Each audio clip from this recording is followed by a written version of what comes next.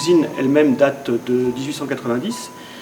C'est la famille Gauthier qui a monté cette usine ici, parce qu'il y avait autour de l'usine, il y avait beaucoup d'argile, ils se sont implantés et il y a eu 4 générations qui se sont succédées à la fabrication. Ici principalement c'était les briques. Et puis l'évolution a fait que les gens se sont tournés beaucoup plus vers le parpaing que vers la brique.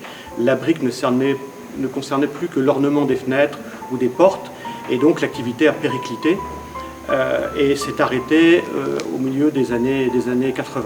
Elle a été reprise par 2 personnes qui ont essayé de relancer l'activité, et puis ça a duré une année et ça s'est arrêté. Et donc les personnes qui sont arrivées après, eux, ont complètement abandonné la partie, je dirais, fabrication de briques et se sont lancés plutôt dans la fabrication de carreaux en terre cuite.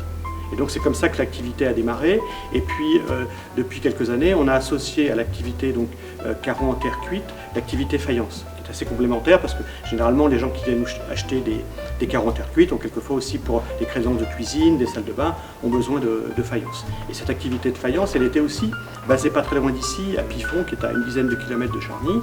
Et puis elle a évolué, elle a terminé, la société a abouti du côté d'Avallon, où j'ai rencontré moi le propriétaire qui partait en retraite et ça m'a permis de pouvoir acheter complètement l'unité de fabrication et puis de reprendre l'émailleur qui était basé là-bas sur place et qui lui-même habite aussi à quelques kilomètres d'ici à Cudo et qui est venu me rejoindre.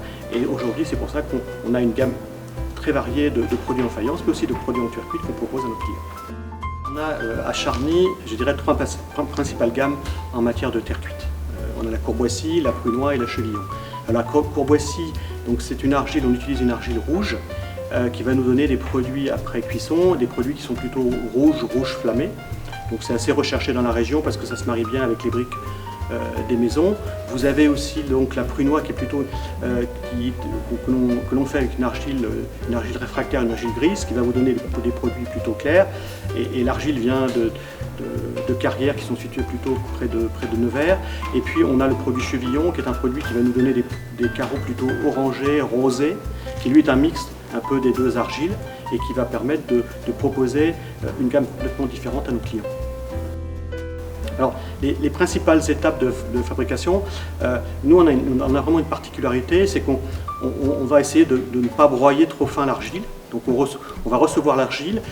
Ici on va la recevoir sous forme de pain, donc des espèces de boudins d'argile qui font à peu près 30 cm de long, que nous alors qu'on va mettre, qui sont assez humides, assez mous, on va les tester pour arriver à une certaine dureté qui va nous permettre de les découper en ce qu'on appelle en galettes ou ce qu'on appelle nous des masses. Et puis ces masses vont être pressées une par une avec une presse qui va être une presse pneumatique qui va nous permettre de donner la forme au carreau. Donc en fonction de ce qu'on veut faire, on peut faire des hexagones, des carrés, on peut faire des rectangles. Le format, ça peut être du 15-15, ça peut être du 19-19, de l'hexagone de 11, de l'hexagone de 15. Donc on a différents moules qui nous permettent de faire différents carreaux. À la suite de ça, donc les carreaux sont mis sur des clayettes à sécher, et donc là c'est fonction un peu de la température extérieure et fonction un peu de la saison. Elles vont mettre, je dirais, entre 3 semaines et 2 mois à sécher. Et une fois que ces carreaux sont secs, on va les reprendre manuellement et puis on va les mettre dans le four. Alors le four va être constitué d'étagères en briques réfractaires et on va faire comme ça 8 bancs à l'intérieur du four, parce que c'est des fours de 50 mètres cubes, donc qui permettent de mettre à peu près entre 600 à 700 mètres carrés de carreaux à l'intérieur. On va faire des bancs en briques réfractaires et puis on va glisser à l'intérieur les carreaux. Après on va refermer donc le four et on va mettre progressivement en cuisson pour... alors on est au gaz qui va nous permettre de moduler la cuisson, de pouvoir progressivement monter en température jusqu'à une température environ de 1150, 1200 degrés. Et le fait que les fours ne soient pas très uniformes, le fait qu'on est dépendant aussi, puisque les fours sont reliés à une très grande cheminée, qui est dépendant un peu du vent, et tout ça va faire que en fonction du vent, en fonction de la position dans le four, vous allez avoir des nuances complètement différentes au niveau des carreaux. Les carreaux qui sont proches des alandiers, donc proches des brûleurs, vont être beaucoup plus cuits que ceux qui sont éloignés. Même chose en hauteur par rapport à ceux qui sont en bas. Donc tout ça va permettre, comme les fours ne sont pas très homogènes, et ça va permettre de donner des nuances complètement différentes aux carreaux, de la même, je dirais, d'un carreau d'une même argile, mais on va obtenir des nuances. C'est un peu ce que recherchent un peu les clients ici. c'est ne pas d'avoir des carreaux uniformes, mais ce qu'ils recherchent, c'est de retrouver un peu l'authenticité du carreau d'antan.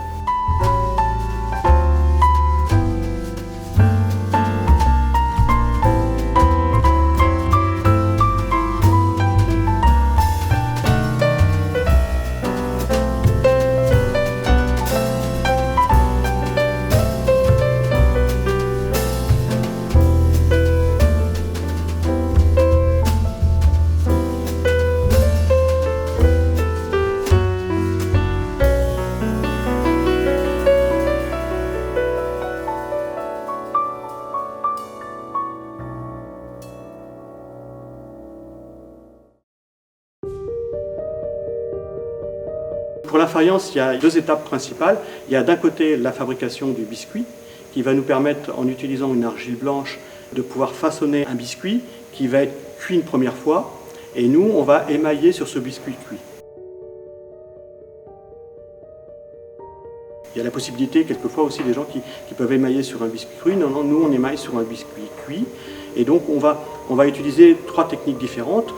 On peut le faire au pistolet, donc on va émailler au pistolet le biscuit, qui sera après remis en cuisson dans des fours électriques.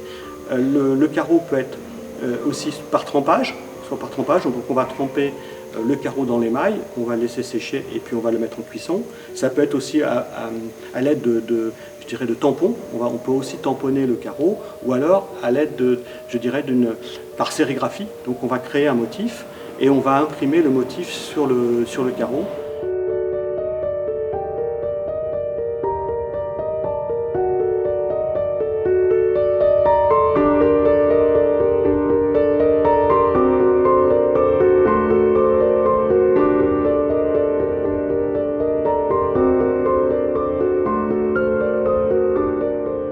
Alors, je dirais que principalement ici, les gens quand ils viennent, ils recherchent beaucoup de nos carreaux de faïence, ce que nous on appelle du carreau persillé, c'est-à-dire que c'est des carreaux avec un motif géométrique.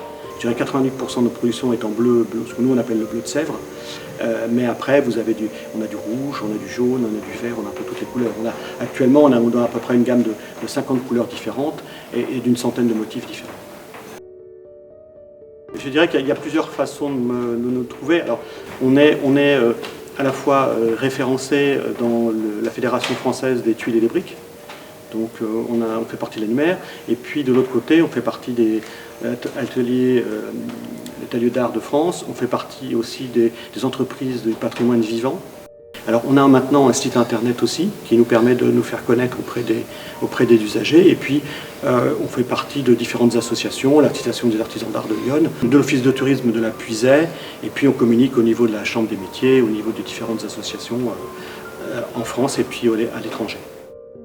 Je dirais qu'au niveau du choix des carreaux, nous ce qu'on aime bien, alors on aime bien que les gens viennent nous voir parce que ça permet à la fois ils vont se mettre dans l'ambiance de l'usine, ils vont à la fois comprendre comment on fabrique les carreaux, que c'est pas aussi facile qu'on le croit de fabriquer des carreaux parce qu'il y a beaucoup de choses qui dépendent un peu de la fabrication, je dirais essentiellement la température, le temps et tout ça. Et donc ils s'imprègnent complètement de l'usine quand ils viennent. Et à partir de là, on va essayer de travailler ensemble pour essayer de définir quels sont les carreaux qui correspondent le plus à ce qu'ils souhaitent faire. Alors généralement, on pose généralement la question de savoir dans quelle pièce ils souhaitent mettre les carreaux. Est-ce que cette pièce sera ouverte et en association avec d'autres pièces? Si la pièce est plutôt éclairée ou plutôt sombre? S'ils veulent retrouver un côté cosy à la pièce ou plutôt apporter de la lumière à la pièce. Donc en fonction de tout ça, on parle aussi quelquefois de voir si les meubles sont plutôt des meubles foncés, des meubles clairs, notamment dans les cuisines, pour pouvoir trouver le bon produit. Et à partir de là, on va commencer à leur proposer différentes solutions, différents produits. Ce qui est très important aussi, c'est de leur montrer ce qui est possible avec des carrés, avec des hexagones, et puis après, une fois qu'ils ont choisi le modèle, de voir aussi avec eux comment on va les poser. Parce qu'en fin de compte, si vous avez une pièce plutôt, rectangulaire, on va essayer de les poser en quinconce d'une certaine manière pour pouvoir essayer de réduire un peu la pièce et que la pièce paraisse plus carrée qu'elle ne l'est. Ou inversement, si vous avez une pièce en L avec plein d'ouvertures à droite à gauche, on va essayer de leur proposer une pose en diagonale sans tenir compte des murs pour que quand on regarde au sol, on ait toujours la même impression de la pose des carreaux, qui n'est pas un biais. Donc à chaque fois, on s'adapte en fonction du client et on va lui proposer une solution.